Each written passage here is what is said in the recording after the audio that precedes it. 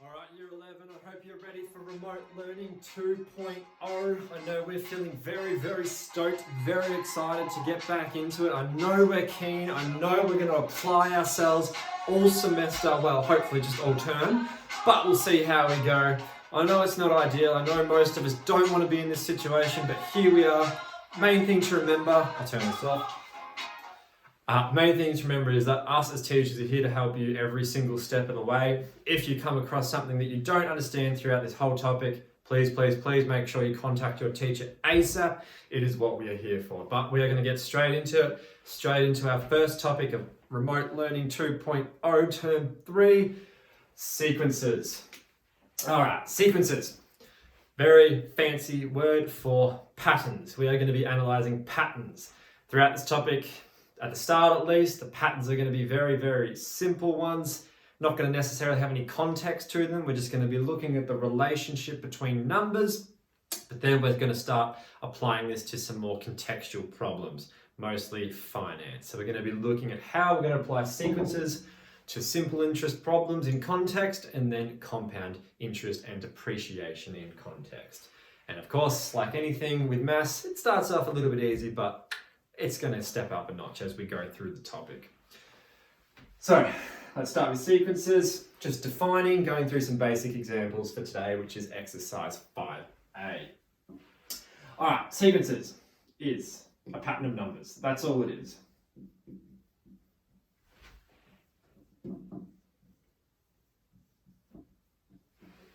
Typically, there's a relationship between the numbers. Maybe you're adding 2, 4, 6, 8, 10. There's a sequence for you.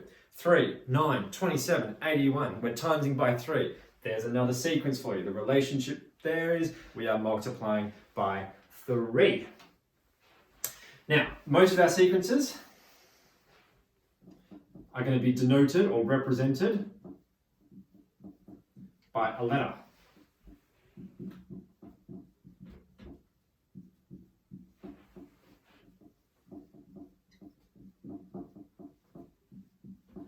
Doesn't matter what that letter is, the question will give it to you. As a very basic example, we might have a sequence. Say the sequence is labelled as M. And this is our sequence. It's 2, 4, 6, 8, 10. Difference between the values, we're just adding 2 every time. That's our pattern to our sequence, and it's denoted by M. So this is just sequence M, starting with the number 2, and we're adding 2 every time. Now, just because we're going to be fancy, when we're talking about sequences and the numbers within them, we're not going to use the word number. Like with matrices, we use the word element instead of number, but in sequences, we're going to use the word term.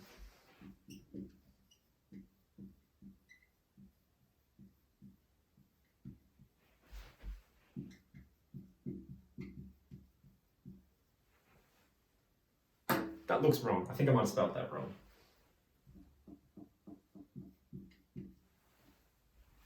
Referred, you know what the word is.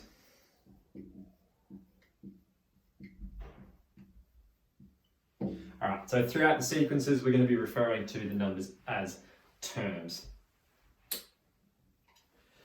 All right, what else we got here before I miss anything? Yes, very important. Now, when we're doing these, the very important thing, or one of the very important things, is looking at the first term within a sequence. We're not actually going to refer to it as the first term. We're going to be referring to it as the initial term, or the 0th term. It's not going to be the first, it's going to be the 0th, or the initial.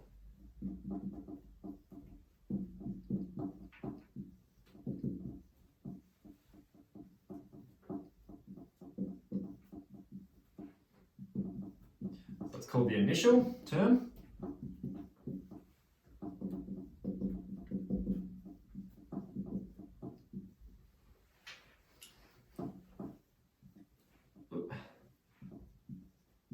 And is denoted by, I'll just write this in a different colour, depending on what the sequence is defined as. This one is defined as M, so if your sequence is called M, the initial term would be M0. That little 0 representing the 0th term, or the initial. So M1, first term.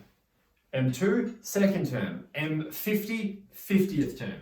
That's all that small number refers to, is the number or the position of that term within the sequence. But it's important to remember that whatever that first one is actually the 0th, or the initial, and then after that we have the first term, second term, third term, etc. Make sure you're pausing as we go through to write any notes down if you're falling behind. That's one of the beautiful things. If only you could pause your teachers to get them to slow down. Or if I could sometimes pause you guys or mute you guys in real life, that would be an absolute lifesaver.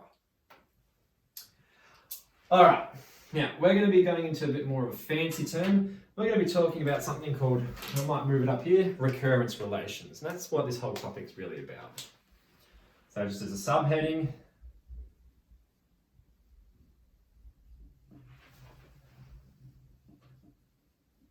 I think I spelled recurrence right.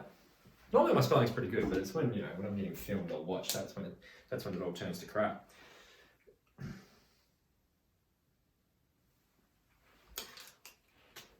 Alright, so with a recurrence relation, I'm going to go straight into an example instead of writing the notes.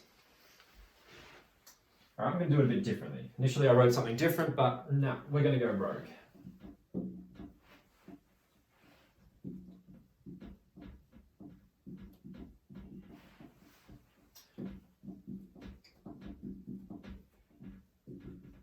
So the sequence starts with the number 3, as an example.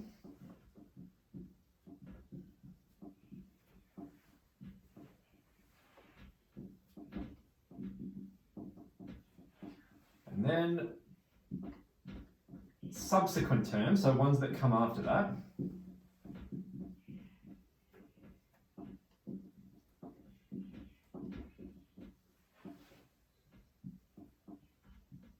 Sorry, this is going to be a long one.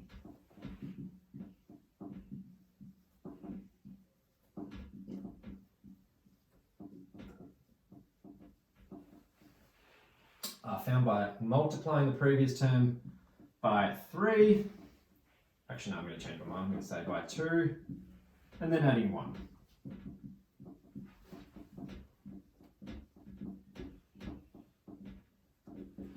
All right, so I'll just read that out again. A sequence starts with the number 3, and then subsequent terms, ones after that, are found by multiplying the previous term by 2, and then adding 1. So I'm skipping ahead a little bit here. I'm just going straight into the longer example. And then from this, we're going to take the information that we need for this exercise. Now, first thing we're going to do, I might change colour just so I'm not repeating. For those in my class, I like just using random colours. We know what the initial term is. Now, one thing I probably missed from this was writing out the letter that represents the sequence. So I might just add it in now. Let's say a sequence defined by S. Sorry, it's a little bit squishy. Starts with the number 3. So the initial term is 3. So that's what I'm going to write out.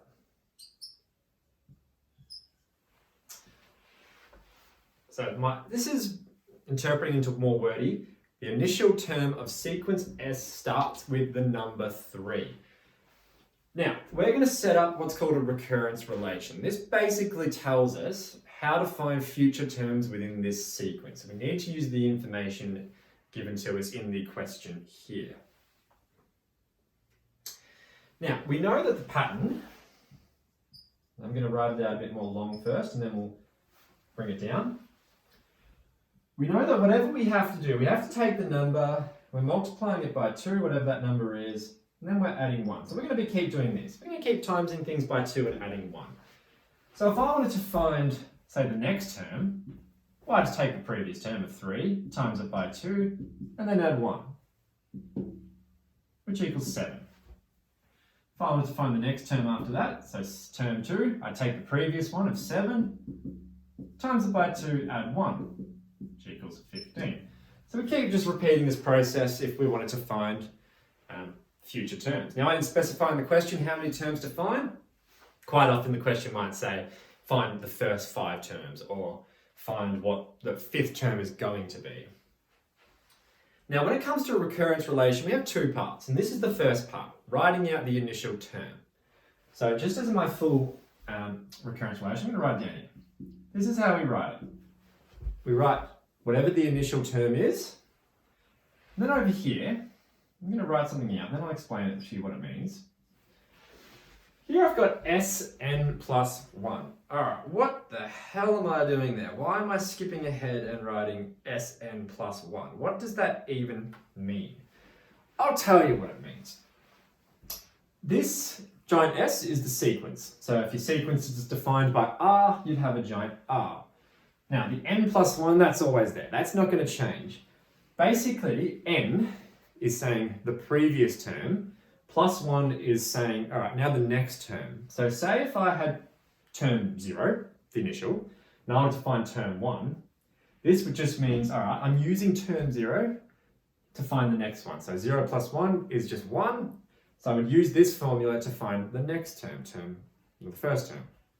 If I was given term 3, I'm putting 3 into where n is here, well 3 plus 1, 4. So therefore I'm finding the fourth term, the next one. Don't get too hung up on the notation there. It is important that you know it. But that's essentially what that means, is that we're using whatever formula we're going to write here to find the next term. Now here, what we were doing is we were starting with the previous term. I'm going to call it Sn, so I'm not going to write S0. Sn means the term before the one you're wanting to find.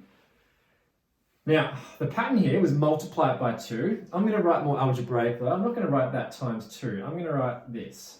2 times Sn. That means 2 times the previous term to get the next term, but then also plus 1. So what this is saying is 2 multiplied by the previous term plus 1 will get you the current term, or the next term that you're wanting to find. So we'll just note that. Go back to purple.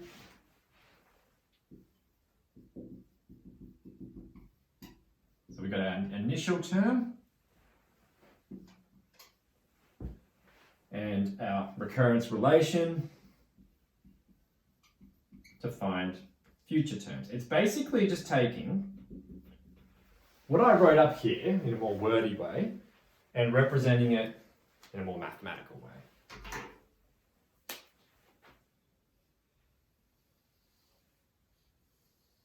So say I hadn't done these calculations here, well, if I wanted to find S1, I would go 2 times S0, 2 times 3, plus 1, which equals 7. So I would just be doing the exact same calculations up here. And that's pretty much it for 5A. Those are the notes that you need. In the handout for the textbook, there's quite a number of worked examples. If that's not making sense to you, make sure you go there and have a read through of them. I'm not going to go through all of them on the board here because I want to keep these videos more short and sharp where possible. But make sure you're asking your teachers if that doesn't make sense. And as I said, check through those worked examples in the textbook if you need further clarification. Thanks guys, I hope, as I said, Remote Learning 2.0 goes smoothly for all of us. Hopefully it only lasts term 3. We'll see how we go, fingers crossed. But otherwise, good job. These are for 5A. Check the Compass lesson plan on which questions you need to do. Signing off.